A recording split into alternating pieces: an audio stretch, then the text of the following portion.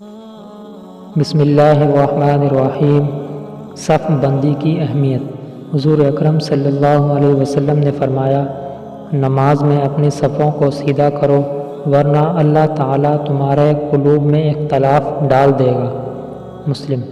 تشریح۔ نماز اہم ترین عبادت ہے اور جس قدر اہتمام سے اس کو ادا کیا جاتا ہے اتنا ہی اس سے اللہ تعالیٰ کی عظمت و محبت پیدا ہوتی ہے، اور اسی مناسبت سے اللہ تعالیٰ کی مخلوق سے تعلقات میں خوشگواری پیدا ہوتی ہے۔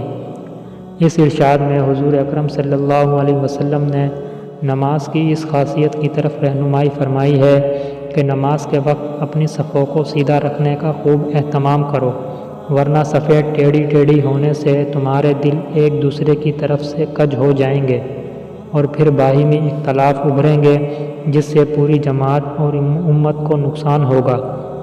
صفوں کی درستگی در حقیقت پوری امت کی یکجہتی، ہم آہنگی اور وحدت و محبت کی علامت بھی ہے اور اس کا آسان ترین ذریعہ بھی۔ اللہ تعالی ہم سب کو عمل کی توفیق عطا فرمائے۔